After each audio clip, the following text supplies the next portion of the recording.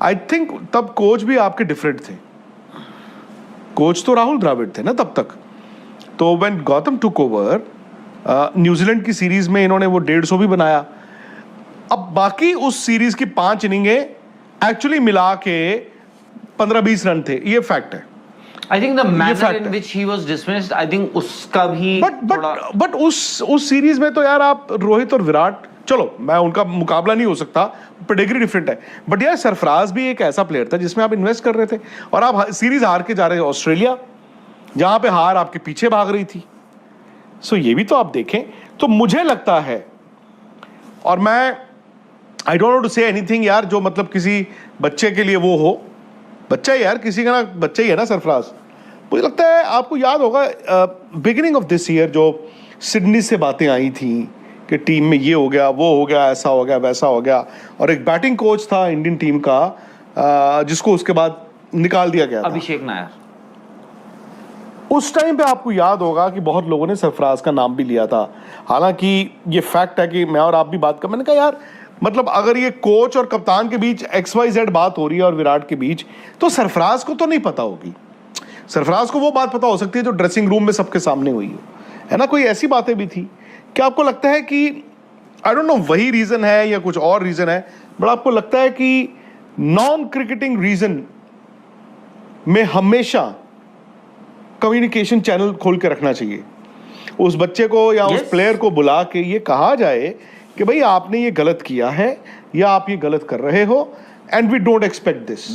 Player उसके बाद अगर कहता है कि जी व्हाटएवर, तो उसको आप क्रिकेट में जज करो ना। एग्जैक्टली नहीं, और सबसे बड़ी बात आपको भाई, जो आदमी कोच बना हुआ है इंडियन टीम का, जो एडमिनिस्ट्रेटर है, जो सिलेक्टर है, उसने, मैं सिलेक्टर और कोच की अगर मैं बात करूं, उसने जो आज की डेट में जो लड़का अपनी जगह के लिए लड़ रहा है, उससे तो ज्यादा ही क्रिकेट खेली और देखी होगी। बिल्कुल, मतलब अजीत तो, या कोई एडमिनिस्ट्रेटर होगा BCCI का, उनकी भी उम्र सरफराज से ज्यादा ही होगी, उन्होंने भी ज्यादा तो अगर आप बात नहीं करोगे, बताओगे नहीं, जैसे आज पृथ्वी शॉ का केस है, सच अ टैलेंटेड प्लेयर, उनका तो वो वजह है, बट पृथ्वी शॉ के साथ कम्युनिकेशन हुआ था।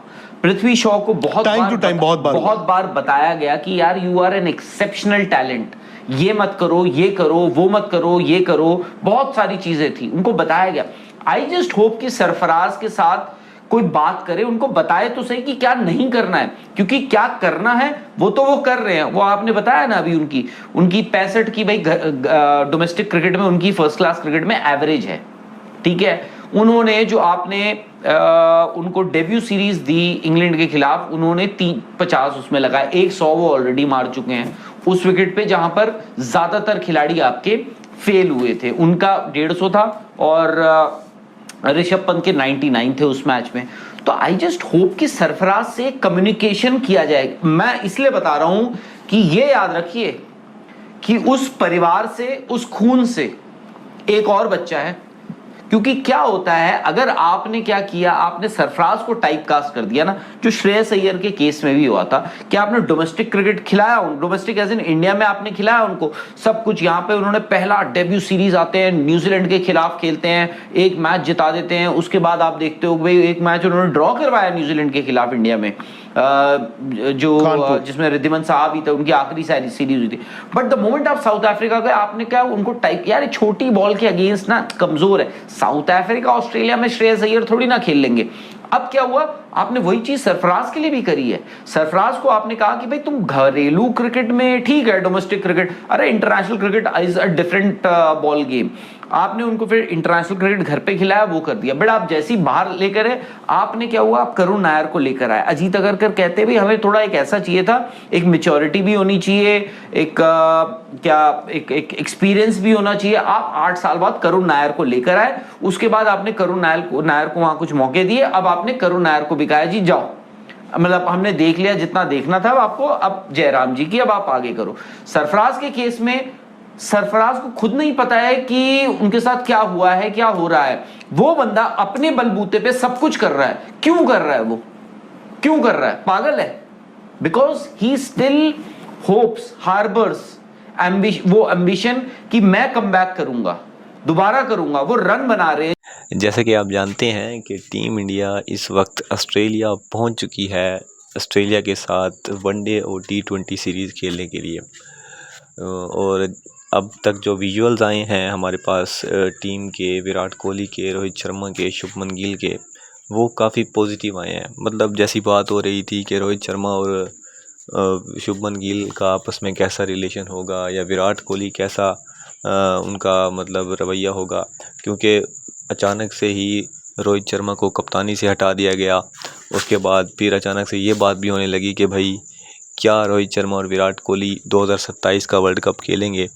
तो इस सब के बाद अब जो टीम ऑस्ट्रेलिया पहुंची है, तमाम टीम इकट्ठी हुई है, तो अब विजुअल्स जो आ रहे हैं वो काफ़ी पॉजिटिव विजुअल्स नज़र आ रहे हैं। टीम प्रैक्टिस करती दिखाई दे रही है, और इसके साथ साथ विराट कोहली भी जो है ना प्रैक्टिस करते दिखाई दे रहे हैं, और इसके साथ साथ वो टीम के साथ काफ़ी घुल मिल गए हैं। ये दौरा ऑस्ट्रेलिया बहुत सारे प्लेयरों के लिए डिसाइसिव होगा। लाइक विराट कोहली और रोहित शर्मा के लिए भी ये कुछ हद तक डिसाइसिव होगा कि क्या वो 2027 का वर्ल्ड कप खेलने लगे हैं या नहीं खेलने लगे। इसके साथ साथ शुभमन गिल को कप्तानी दी गई है, तो उनके लिए भी ये एक बहुत बड़ा इम्तिहान है। और इसके साथ साथ श्रेयस अय्यर, जिसके बारे में बात करना चाह रहे हैं, उनको एज अ वाइस कैप्टन उनकी वनडे टीम में वापसी हुई है।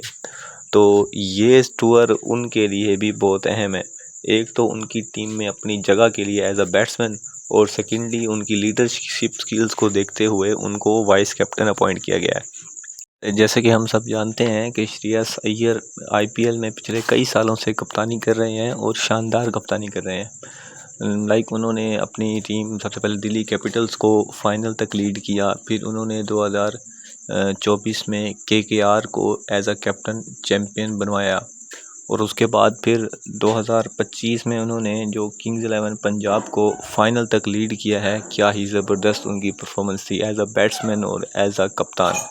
तो उनकी IPL में एज अ कैप्टन उनकी परफॉर्मेंस देखते हुए उनको अब जो है ना इंडियन टीम का, वनडे टीम का वाइस कैप्टन बनाया गया, और उनकी टीम में वापसी भी एज अ वाइस कैप्टन हुई है। मतलब जहाँ शुभमन गिल की कप्तानी की बात हो रही थी, वहाँ कुछ बातें ये भी हो रही थी कि हो सकता है कि श्रेयस अय्यर को भी लीडरशिप रोल में शामिल किया जाएगा, और हुआ भी वैसा ही है। शुभमन गिल को कप्तान बनाया गया, और जबकि श्रेयस अय्यर को as a vice captain team में शामिल किया गया है। तो ये दौरा श्रेयस अय्यर के लिए भी बहुत अहम होगा। बहरहाल जी, इंडियन टीम ऑस्ट्रेलिया पहुँच चुकी है और अपनी प्रैक्टिस कर रही है, और पहला मैच इंडिया और ऑस्ट्रेलिया के दरमियान संडे को खेला जाएगा। पहला वनडे होगा। इंडिया और ऑस्ट्रेलिया के दरमियान मैच की तमाम अपडेट्स जानने के लिए आप हमारे चैनल को सब्सक्राइब करें, और हम ऐसी वीडियोस आपके लिए लाते रहेंगे ताकि आप कोई भी अपडेट मिस ना करें।